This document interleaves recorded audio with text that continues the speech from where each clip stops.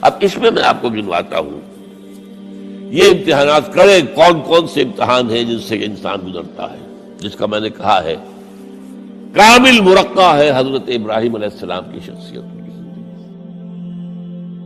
سب سے پہلا انسان کا امتحان جو ہے اس کے عقل کا، شعور کا،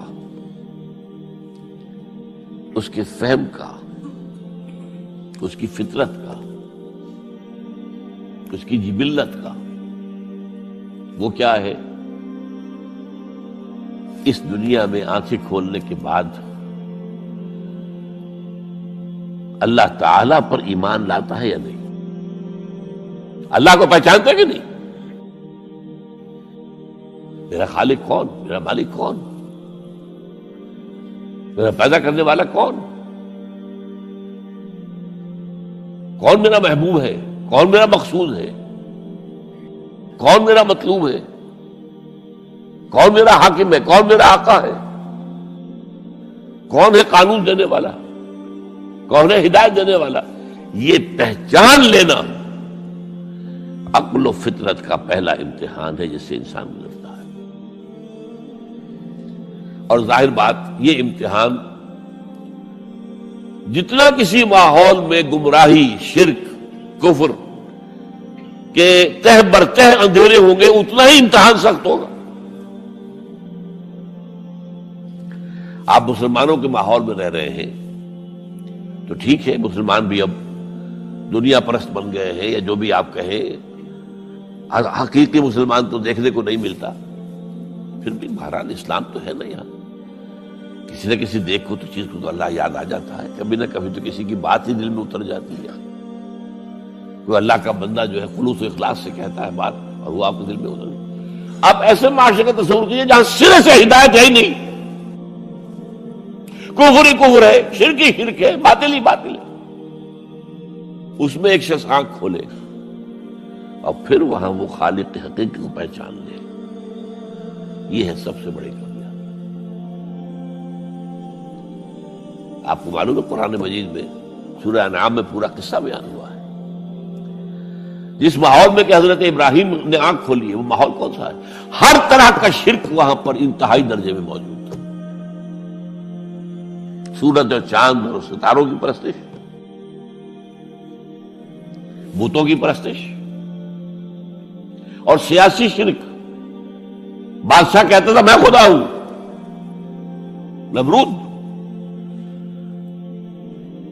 جو دعویٰ تھا فرعون کا وہی اس کا تھا۔ کہیں سے کوئی توحید، کوئی اللہ کی بات، کوئی نیکی کی بات، کہیں کوئی روشنی، کوئی کرن اس معاشرے میں تھی؟ اس معاشرے میں خالص اللہ نے جو فطرت سلیم عطا کی تھی اور جو عقل سلیم عطا کیا تھا، اس کی روشنی میں سفر کرتے ہوئے ان تمام معبودوں کا انکار کر کے انی وجہت وجہی للذی فطر السماوات والارض حنیفا وانا من المشرکین، میں تمہارے ان معبودوں کو نہیں مانتا، میں ان کی نفی کرتا ہوں، ان سب کا باغی ہوں، یہ سب گمراہی ہے، میں نے اپنا رخ کر لیا ہے ہر طرف سے یکسو ہو کر اس ہستی کی طرف جو آسمان اور زمین کی خالق ہے، سورج کا بنانے والا۔ میں سورج کو نہیں پوچھتا، سورج کے بنانے والے کو پوچھتا ہوں۔ میں چاند کا پجاری نہیں ہوں، چاند کے خالق کا پجاری ہوں۔ یہ ستاروں کا میں پجاری نہیں ہوں، ستاروں کے پیدا کرنے والوں کا، کمالے کا میں پجاری ہوں۔ کائنات کا نہیں ہوں، کائنات کے خالق کا۔ انی وجہت وجہی للذی فطر السماوات والارض حنیفا وما انا من المشرکین۔ یہ پہلا امتحان ہے۔ دیکھیے اپنے اوپر قیاس نہ کیجیے، آپ جو اللہ نے پیدا کیا مسلمانوں کے گھر میں، آپ کے ایک کان میں پیدا ہوتے ہی اذان کہہ دی گئی، دوسرے میں اقامت کہہ دی گئی، آخر کہیں نہ کہیں تو کوئی اثر اس کا ہوتا ہوگا نا، تبھی تو، ورنہ یہ بے مقصد تو کام نہیں ہے۔ اگر حضور سے مسنون ہے یہ، کیا پتہ ہمارے تحت الشعور کی کون سی ٹیپ جو ہے وہ اس وقت چل رہی ہو اور اس کے اوپر جو ہے یہ نقش ہو گئے، کچھ نہیں کہہ سکتے۔ لیکن وہاں جو کچھ بھی نہیں تھا، کفر ہی کفر، سیاسی شرک، مذہبی شرک، ستارہ پرستی کا شرک، بت پرستی کا شرک۔ اس میں ایک نوجوان سلیم الفطرت نوجوان، اس نے ان تمام سے رخ موڑ کر ایک اللہ کی ہستی کی طرف۔ اب آپ سوچئے دوسرا امتحان آتا ہے۔ اب حق پر پہنچ تو گئے، حق پر کھڑے رہنا آسان نہیں ہے۔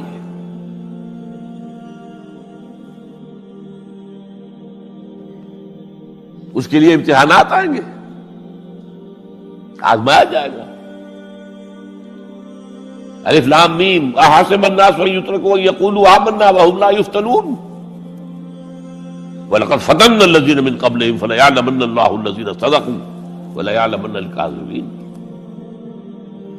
ہم تو آزماتے ہیں، پھر تم نے کہہ تو دیا ربی اللہ، اچھا آپ دیکھتے ہیں تمہیں جانچیں گے، پرکھیں گے، امتحان دیں گے تمہارا۔ وہ امتحان کیا تھا؟ اسی کو کہا رسول حامیم سجدہ ان الذین قالوا ربنا اللہ ثم استقاموا، بے شک وہ لوگ جنہوں نے کہا ہمارا رب اللہ ہے اور پھر جم گئے۔ یہ جم جانا جو ہے اس استقامت میں قیامت مضمن ہے۔ سب سے پہلے گھر میں جنگ ہوئی، باپ کہتا ہے ابراہیم کیا اراغب انت عن آلہتی یا ابراہیم، اے ابراہیم یہ کیا تم میرے آلہہ، میرے جو معبود ہیں ان سے تم نے روگردانی کر دی ہے۔ اور ابراہیم سمجھا رہے ہیں یا ابت، ابا جان انی قد جانی من العلم ما لم یاتک فاتبعنی اہدک صراطا سویا۔ ابا جان میرے پاس وہ علم آیا ہے جو آپ کے پاس نہیں آیا، مجھے اللہ نے وحی کے ذریعے سے ہدایت کاملہ عطا کر دی ہے، تو آپ کو میری پیروی کرنی پڑے گی۔ دیکھیے بات الٹی ہو رہی ہے، وہ باپ ہے تم بیٹے ہو، وہ کہہ سکتا ہے میں نے اپنے یہ بال دھوپ پہ سفید کیے، تم کل کے بچے، آج تم مجھ سے مانگ رہے ہو، مطالبہ کر رہے ہو۔ دلیل پہلے دے دی ہے، یا ابت انی قد جانی من العلم ما لم یاتک، وہ علم کا وہ شعبہ آپ کے پاس ہے ہی نہیں جو اللہ نے مجھے وحی کے ذریعے سے دے دیا، لہٰذا آپ کو میری پیروی کرنی ہوگی۔ یا ابت لا تعبد الشیطان، ابا جان دیکھیں شیطان کی پیروی نہ کیجیے، انہ قال للرحمن عصیا، وہ تو رحمان کا بڑا گنہگار تھا، سرکش تھا، باغی تھا۔ یا ابت انی اخاف ان یمسک عذاب من الرحمن فتکون للشیطان ولیا، ابا جان مجھے بڑا اندیشہ ہے کہ آپ کہیں اللہ کی نگاہ میں شیطان کے ساتھیوں میں شمار نہ ہو جائیں اور پھر آپ پر اللہ کا عذاب نہ آ جائے۔ لیکن جواب کیا دیا باپ نے؟ اراغب انت عن آلہتی یا ابراہیم لئن لم تنتہ لارجمنک واہجرنی ملیا،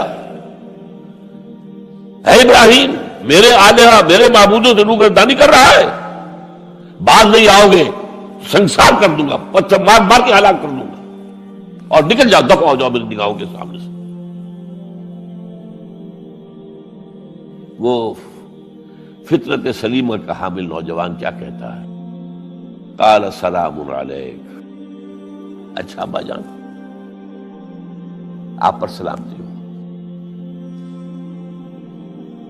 میں قال سلام علیک، میں جاتا ہوں، گھر چھوڑ کے جا رہا ہوں، لیکن میں اپنے رب سے آپ کے لیے دعا کروں گا کہ وہ آپ کو ہدایت دے، وہ مجھ پر بڑا مہربان ہے، مجھے امید ہے کہ وہ میری اس دعا کو رد نہیں کرے۔ اب اس سے آگے بات بڑھی، ابراہیم سوچتے ہیں کہ ان لوگوں کے اوپر کوئی تیشہ زوردار مارنا ہوگا، یہ جاگنے کو تیار نہیں ہے۔ میں ان سے کہتا ہوں تو ہاں کہتے ہیں، ہاں ٹھیک تو کہہ رہے ہو تم، لیکن نہیں بھائی یہ ہمارے آباء و اجداد کا دین ہے، اس پہ چلے آ رہے ہیں، کیسے چھوڑ دیں ہم؟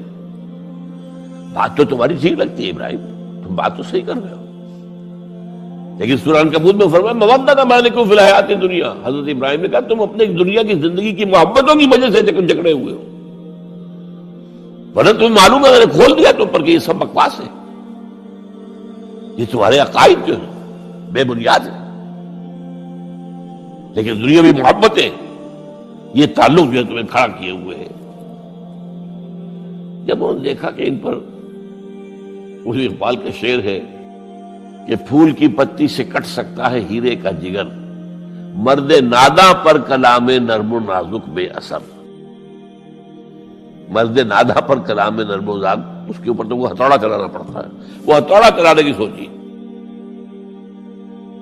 ان کا کوئی تہوار آ رہا تھا جس میں جا کے باہر میدان میں جا کے کوئی پوجا کرنی تھی کسی خاص ستارے کی، اور پورا شہر خالی ہو جانا تھا۔ حضرت ابراہیم نے کہا میری طبیعت تو ٹھیک نہیں، میں تو آپ لوگوں کے ساتھ نہیں جاؤں گا، آپ جائیے۔ سب چلے گئے، پورا شہر خالی ہو گیا۔ اب انہوں نے ہاتھ میں ہتھوڑا لیا، وہ بت خانے میں گھس گئے اور سب بتوں کو توڑ کے چورا چورا کر دیا۔ لیکن طبیعت میں ایک عجیب قسم کا ایک مٹھاس والا مزاح تھا، تو اس ایک سب سے بڑے بت کو چھوڑ دیا اور اس کے کندھے پر وہ تیشہ رکھ دیا۔ اب جو وہ رات کو واپس آئے ہوں گے، آپ سوچئے ذرا، آج بھی ہندوستان کے شہر متھرا میں یا بنارس میں کہیں بتوں کے ساتھ کے کوئی حشر کر دے تو کیا قیامت آئے گی؟ کیا کیا؟ من فعل ھذا بآلہتنا، کون ہے وہ جس نے ہمارے معبودوں کا یہ حشر کیا ہے؟ بہت کچھ کر کے کچھ لوگ، ہاں ہم سنتے تھے ایک نوجوان جو ہے وہ کچھ ان کا ذکر کیا کرتا تھا ان بتوں کا کہ ان میں کچھ نہیں ہے، کچھ نہیں ہے، کچھ باغیانہ خیالات کا اظہار کیا کرتا تھا وہ ابراہیم۔ بلاؤ، حاضر کیا گیا۔ یا ابراہیم انت فعلت ھذا، کیا اب تم نے کیا؟ مجھ سے کیا پوچھتے، اس بڑے بت سے پوچھو، اس سے پوچھو، بھائی سارے ٹوٹے ہوئے، یہ سالم کھڑا ہے۔ اور نمبر 2 جسے کہتے ہیں پولیس کی اصطلاح میں آلہ واردات، قتل کیا تھا تو کس چیز سے کیا تھا وہ بھی برآمد ہو گیا، وہ چھری بھی مل گئی ہے، اس پر خون کے دھبے بھی ہیں، اور آج تو آپ کو معلوم ہے کہ خون کے قطرے سے بھی پتہ چل جاتا ہے کہ کس کا خون تھا، جینیٹکس کے ذریعے سے۔ تو اس نے کیا ہوگا کہ ابراہیم عقل کے ناخن لو، ان سے پوچھے، یہ بات کرتے کوئی؟ اف لکم، تم ہے تم پر، تم پوچھتے ہو ان کو جو بات تک نہیں کر سکتے، جو اپنا دفاع نہیں کر سکتے، جو اپنے آپ کو بچا نہیں سکتے۔ ایک عام انسان بھی دفاع کرتا ہے اپنا۔ فرجعوا الی انفسہم، اب انہوں نے اپنے اندر دلوں کی طرف دھیان کر کے سوچا کہ واقعی ابراہیم صحیح کہتا ہے، لیکن پھر لوٹے، پھر وہ عصبیت، پھر وہ آباء و اجداد کے ساتھ تعلق، پھر وہ معاشرتی نظام۔ انہوں نے کہا بس اس کو قتل کرو، اس کو ختم کر دو۔ یہ اس کو فیس کرنا، آپ سوچ لیجیے یہ کتنے بڑے امتحان کی بات تھی، کتنے بڑے جگر کی بات تھی۔ اچھا چونکہ وہاں نظام بھی تھا، بادشاہ کے دربار میں حاضری ہو گئی۔ ابراہیم، ہم نے سنا تم ہمارے سوا کسی کو خدا مانتے ہو؟ جی ہاں، کون ہے وہ خدا؟ فرمایا میرا رب وہ ہے جو زندہ رکھتا ہے اور مارتا ہے، ربی الذی یحیی و یمیت، قال انا احیی و امیت، میں بھی زندہ رکھتا ہوں اور مارتا ہوں۔ فوراً جو ہے حکم دیا، جیل خانے سے 2 قیدیوں کو بلایا، ایک کی گردن اسی وقت مار دی، دیکھو میں نے مروا دیا کہ نہیں، ہے نہیں میرے پاس اختیار، اور ایک کا جان اسے چھوڑ دی، تو میں خدا ہوا کہ نہیں؟ حضرت ابراہیم نے سمجھ لیا کہ اب یہ جس قسم کی کج بحثی میں آ گیا ہے، یہاں بھی کوئی ہتھوڑا چلانا پڑے گا۔ فرمایا فإن اللہ یاتی بالشمس من المشرق فأت بہا من المغرب، میرا رب وہ ہے جو مشرق سے نکالتا ہے سورج کو، تم خدا ہو تو ذرا مغرب سے نکال کے دکھاؤ۔ فبہت الذی کفر، تو وہ جو کافر تھا مبہوت ہو کر اب کیا کہ آئے بائیں شائیں، فبہت الذی کفر۔ لیکن میں یہاں پہ جو زور دے رہا ہوں، آپ اس ہمت، اس قوت ارادی کا اندازہ کیجئے کہ جو ایک بڑے زبردست بادشاہ کے میں سامنے کھڑے ہو کر یہ بات کر رہا ہے، اور ڈٹ کر کر رہا ہے، آنکھوں میں آنکھیں ڈال کر رہا ہے۔ ان الذین قالوا ربنا اللہ ثم استقاموا، تتنزل علیہم الملائکۃ الا تخافوا ولا تحزنوا وابشروا بالجنۃ التي كنتم توعدون. یہ کیفیت. تو پہلا امتحان تو ہے ان مادی غلافوں میں لپٹے ہوئے ہونے کے باوجود حق کو پہچان لینا. اس مادی کائنات میں گم نہ ہو جانا، اس سے ماورا، اس سے بلندتر ہو کر اس ہستی کو پہچاننا جس نے اس کو پیدا کیا. انی وجہت وجہی للذی فطر السماوات والارض حنیفا وما انا من المشرکین. پھر اس پر قائم رہنا اور بڑے سے بڑا رزق لینا. آپ نے گھر سے نکال دیا، ٹھیک ہے چل جا رہا ہوں. قال السلام علیک ساستغفر لک ربی انہ کان بی حفیہ.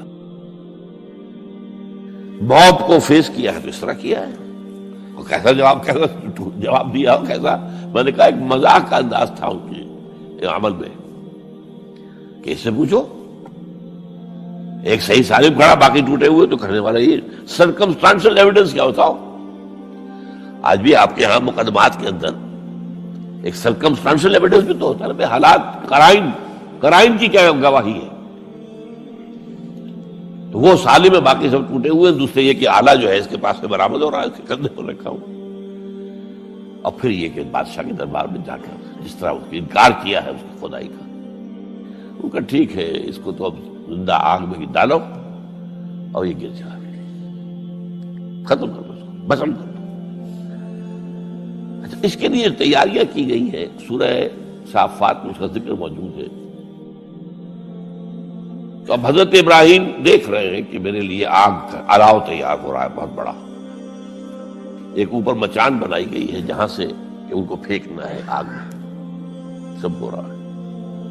وہ سب یہ کس لیے کر رہے تھے؟ یہ نوجوان پہ ہوش ٹھکانے آ جائیں گے جب آگ دیکھے گا سامنے. ابھی تو کوئی آیا نہیں نا امتحان اس پر. اسی لیے قرآن میں آیا ہے کہ ہم نے ان کو ناکام کر دیا جنہوں نے کہ یہ آزمائش ڈالی تھی.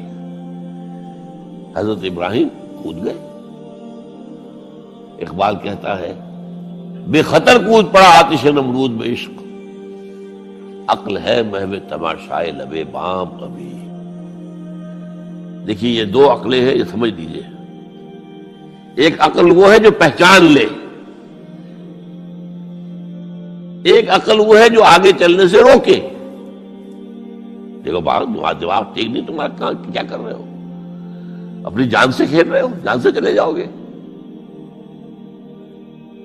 تو عقل جو ہے ایک معنی میں وہ حقیقت کو پہچاننے میں مددگار ہے، اگرچہ منزل تک نہیں پہنچا سکتی.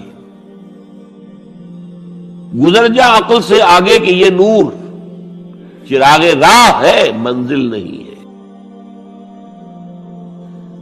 پاس چراغ رکھا تو روشنی تو ہو جائے گی نا، کچھ نہ کچھ دکھا دے گی. بس یہ چراغ راہ ہے،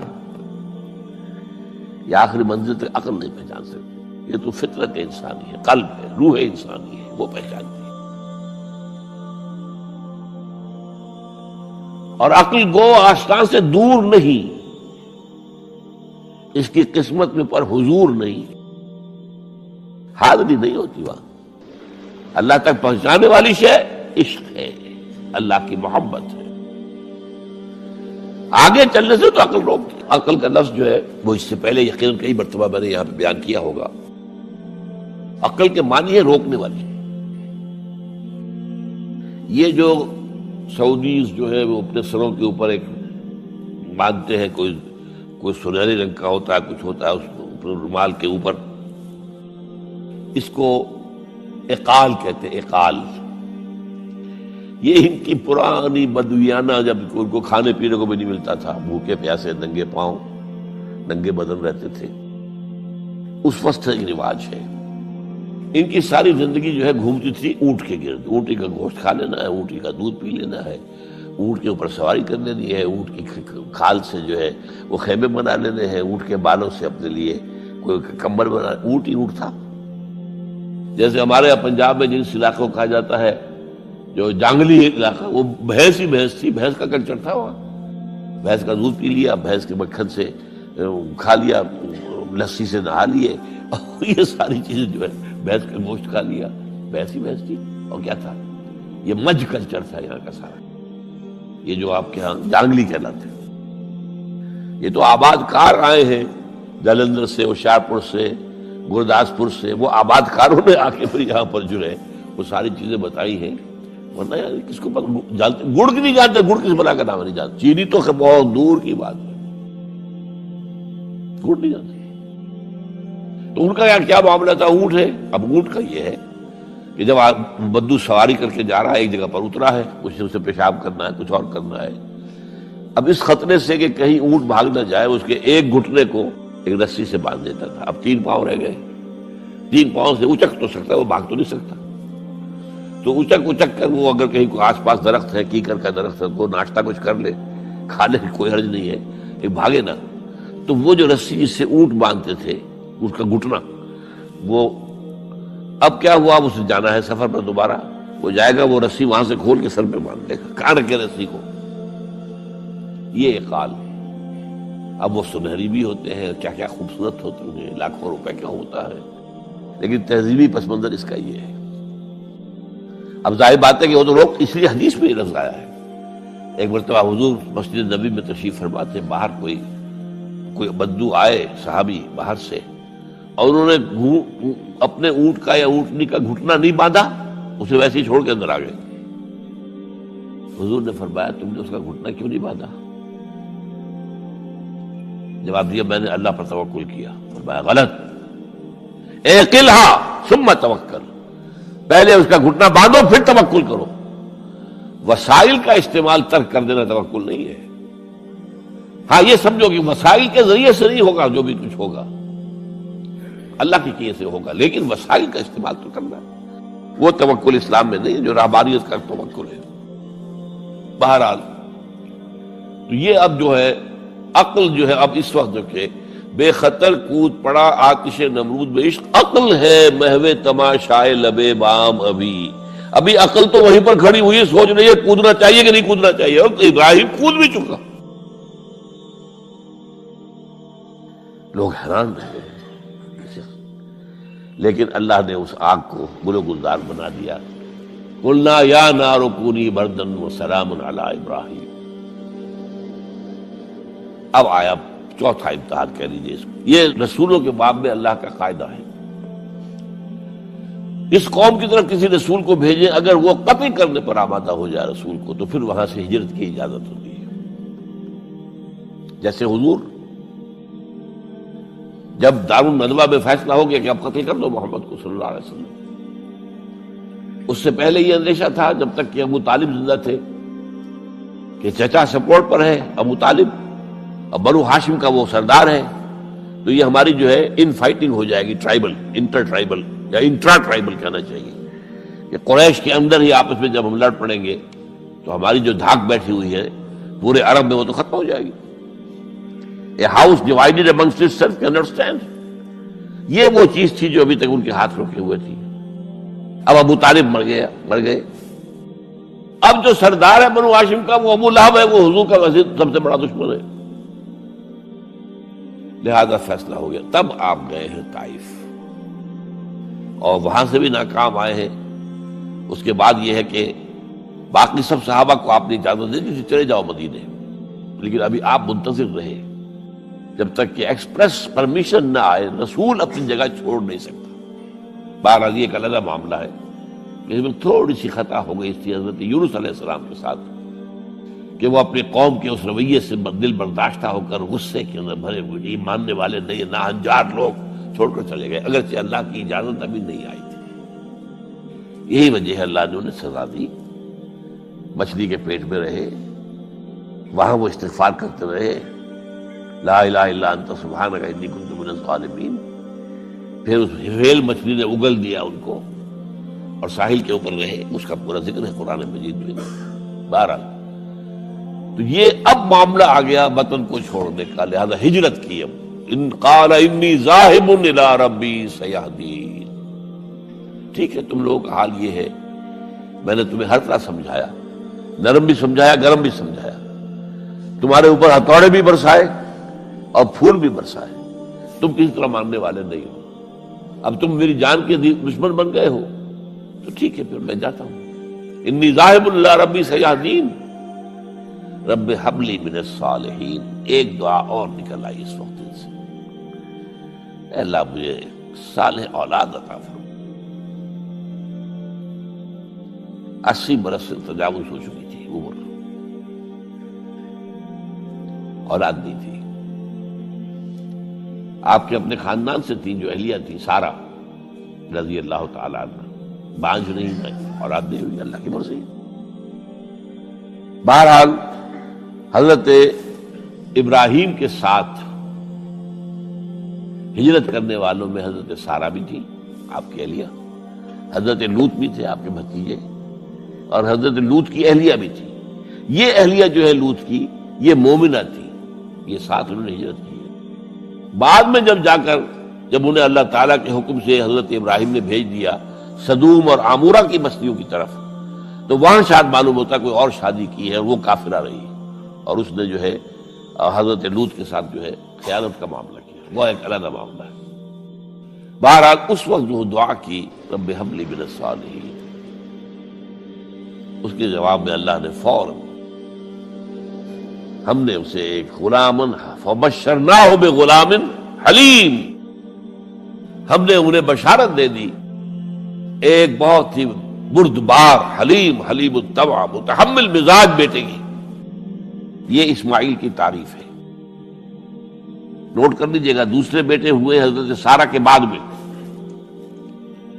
ان کو کہا گیا ہے غلام علیم عالم۔ حضرت اسماعیل کے لیے کہا گیا ہے غلام حلیم، بہت بڑے حلیم، متحمل مزاج، بہت بادشاہ۔ اس کا بھی تھوڑی سی داستان بیان کر دوں۔ حضرت سارہ کہاں کے یہاں اولاد نہیں تھی۔ حضرت ابراہیم ہجرت کر کے آئے تھے، کہاں سے پیدا کہاں ہوئے تھے؟ شہر ار، یہ جو عراق کا اس وقت کا سب سے بڑا شہر تھا، صدر مقام تھا، وہاں پیدا ہوئے تھے۔ وہاں سے ہجرت کر کے کہاں آئے؟ شام میں علاقہ، خاص طور پر فلسطین کا جو ہے کنعان، یہاں آ کر آپ نے ڈیرہ اپنا جما لیا۔ اور اس کے قریب میں ہی 2 بستیاں تھیں جہاں پر کہ وہ سوڈومی والا معاملہ جو ہے آپ کو معلوم ہے، بدترین جو ہے گندگی تھی ان کے اندر، جہاں حضرت لوط علیہ السلام کو بھیجا۔ پھر انہوں نے ایک سفر کیا مصر کا، اس کی وجہ بھی سمجھ لیجئے۔ مصر میں اس وقت جو خاندان حکمران تھا وہ عرب تھا اصلا، وہ مصری نہیں تھے، وہ فرائضہ نہیں تھے، وہ مصر کے تھے، عرب سے آ کر لوگوں نے قبضہ کیا تھا۔ تو حضرت ابراہیم وہاں گئے، وہاں ان کی بڑی پذیرائی ہوئی۔ ایک حادثہ سا بھی ہوا کہ یہ اندیشہ تھا کہ کہیں حضرت سارہ بہت خوبصورت تھی، تو کوئی بادشاہ جو ہے، وہ بادشاہوں کے اپنے انداز ہوتے ہیں، تو کوئی جو ہے کوئی غلط حرکت نہ کرے۔ تو کہا کہ سارہ سے کہا کہ میں جب یہ مجھ سے پوچھے گا یہ کون ہے تو میں کہہ دوں گا میری بہن ہے، نہیں میں کہوں بیوی تو پھر تو وہ کہے گا ٹھیک ہے پھر یہ اب میں لیتا ہوں اس کو، بہن ہے۔ بہرحال اس میں جو بھی ہوا، اللہ تعالیٰ نے حضرت سارہ کی عزت بھی بچائی۔ وہ معجزہ دیکھا حضرت ابراہیم کی طرف سے جو اللہ نے پیش کیا، جیسے حضرت سارہ کو مصر کے بادشاہ کی اس غلط نیت سے بچائے رکھا۔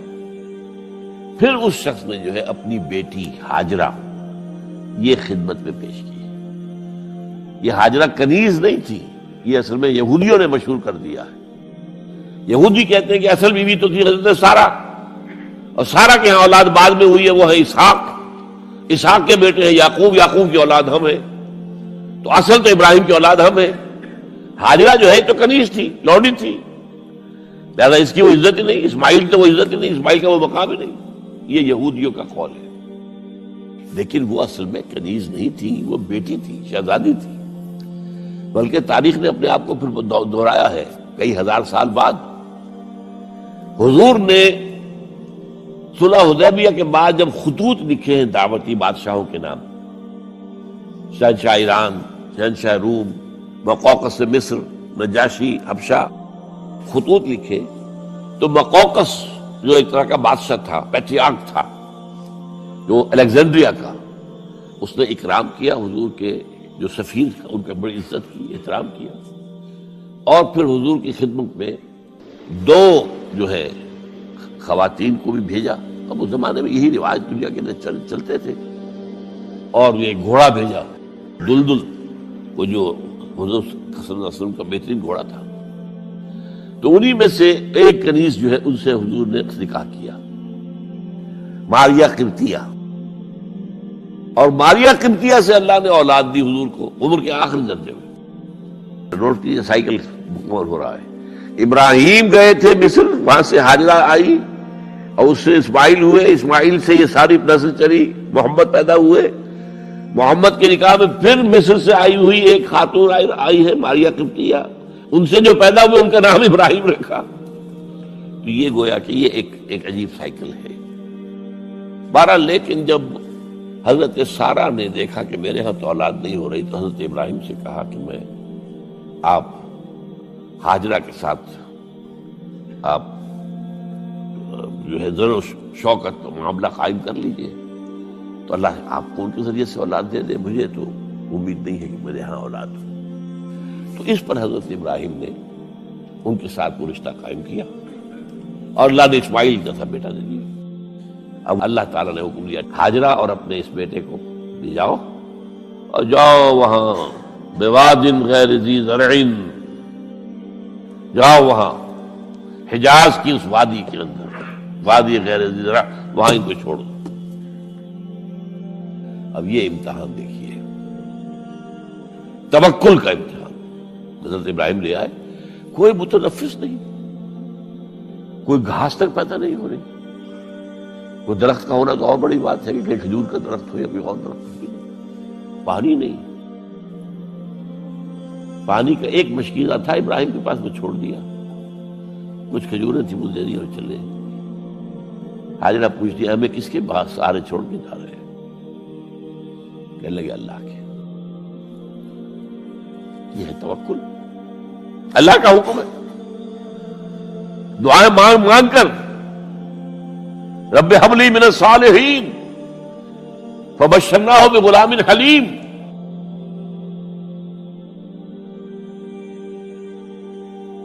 اب وہ بچہ آتے رہتے تھے، چکر لگاتے تھے. فلما بلغ معه السعی، جب وہ بچہ اسماعیل ان کے ساتھ بھاگنے دوڑنے کے قابل ہو گیا، کاموں میں ہاتھ بٹا رہا ہے، 13 برس کی عمر ہو گئی ہے، نوجوان. اب اندازہ کیجئے 100 برس کی عمر، بوڑھا آدمی، اولاد اب تک ہوئی نہیں تھی. ایک اولاد مانگ مانگ کر دعا سے اللہ سے لی ہے. اب آخری امتحان آتا، اس سے آگے کوئی امتحان نہیں. اس بوڑھے شخص کی نخل تمنا ہری ہو رہی تھی اپنے بیٹے کو دیکھ کر. فلما بلغ معه السعی قال یا بنی انی اری فی المنام انی اذبحک فانظر ماذا تری. کہتے ہیں حضرت ابراہیم بیٹے، میں مسلسل دیکھ رہا ہوں خواب میں کہ میں تمہیں ذبح کر رہا ہوں. تو دیکھو غور کرو تمہاری رائے کیا ہے. نبی کا خواب بھی وہی ہوتا ہے، اس میں کوئی شیطنت جو ہے، کوئی شیاطین جن و انس کی کوئی مداخلت نہیں ہو سکتی. پھر یہ کہ پے بپے 3 دن یا بنی انی اری فی المنام انی اذبحک فانظر ماذا تری. اب جواب سنیے وہ حلیم. یا ابت افعل ما تؤمر ستجدنی انشاءاللہ من الصابرین. ابا جان کر گزریے جو آپ کو حکم ہو رہا ہے. تومر ابرتا نہیں، تومر حکم ہو رہا ہے. جب 3 دفعہ آپ کو یہ حکم ہو گیا اللہ کی طرف سے تو پھر دیر کائے پہ. یا ابت افعل ما تؤمر ستجدنی انشاءاللہ من الصابرین. آپ مجھے انشاءاللہ صابر پائیں گے. یہ وہ صابر اور حلیم ہونے کی شان ہے، جان دینے کے لیے تیار. اب یہاں بھی دیکھیے کہ یہودیوں نے اتنی تحریفیں کی ہیں. وہ ذبیح اللہ حضرت اسحاق کو کہتے ہیں. یہ بعد میں حضرت اسحاق پیدا ہوئے، 13 سال بعد، 100 برس کی جب عمر تھی حضرت ابراہیم کی تب ہوئے. اب وہ کہتے ہیں کہ ذبیح اللہ جو ہے وہ اسحاق ہے، اسماعیل تھے.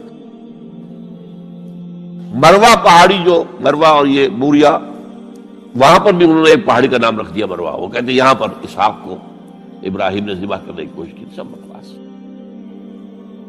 ایک بڑی عمدہ کتاب مولانا فراہی رحمۃ اللہ علیہ کی تھی، عربی، پھر اس کا ترجمہ ہوا، الرأی الصحیح فی من هو الذبیح. عربی میں کتاب تھی کہ ذبیح کون تھا، اسماعیل یا اسحاق، اس کے بارے میں صحیح رائے کیا ہے، یہ اس کتاب کا موضوع ہے. تو انہوں نے تورات کے حوالے سے ثابت کیا ہے. اصل میں ہوتا کیا ہے، چور لاکھ چیزیں چھپا بھی جائے اپنی تو کہیں نہ کہیں کلو چھوڑ جاتا ہے. آخر تفتیش ہوتی ہے، پولیس والے بھی جانتے ہیں کہیں نہ کہیں سے کوئی نہ کوئی کلو جو ہے، اب ساری چیزوں کو سمیٹنا مشکل ہوتا ہے اس کے لیے. تو اس کے اندر وہاں کلو موجود ہے، اسحاق اس کے تورات کے اندر جس سے ثابت ہوتا ہے، انہوں نے ثابت کیا. الرأی الصحیح فی من هو الذبیح، اس کا میں نے ترجمہ شائع کیا تھا جب میں نے ابتدا کی ہے لاہور میں آ کر اپنے کام کی 1965 میں. تو دارالاشاعت اسلامیہ میں نے قائم کیا تھا اپنا ایک دارالاشاعت پبلشنگ ہاؤس، اس سے وہ کتاب شائع کی تھی. اب بھی وہ چھپتی ہے، اب وہ اور پبلشر ہیں ان کے، وہ چھاپ رہے ہیں. بہرحال تو حضرت اسماعیل جو ہے وہ ذبیح اللہ ہے. اللہ نے جب لٹا دیا، فلما اسلما وتلہ للجبین. اب یہاں پر ذرا نوٹ کیجئے، اسلما، جب دونوں نے اسلام کا مظاہرہ کیا، وہ جو میں نے کہا تسلیم، سر تسلیم خم ہے جو مزاج یار میں آئے. بوڑھا باپ چھری لے کر تیار ہو گیا ہے اور جوان بیٹا گردن ڈال کر بس صرف ایک احتیاط کی ہے کہ پیشانی کے بل لٹایا ہے تاکہ چہرہ سامنے نہ رہے.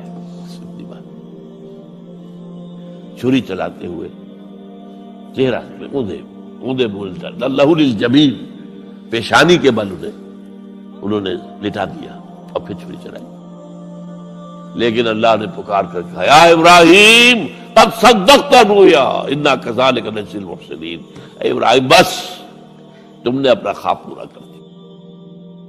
میں نے آج سے بہت پہلے مضمون لکھا تھا اس پر، تو میں نے کہا تھا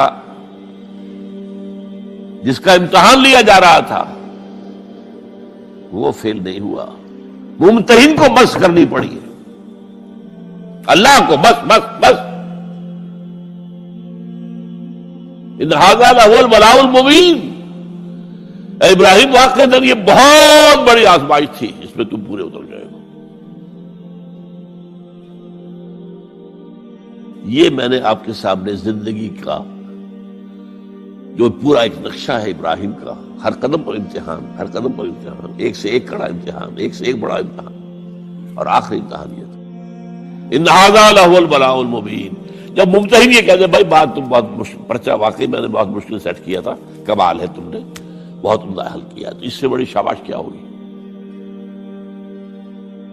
لیکن اس کے ساتھ یہ ہے کہ اب اگلا موضوع آ رہا ہے میرا، جہاں تک تو معاملہ آ گیا،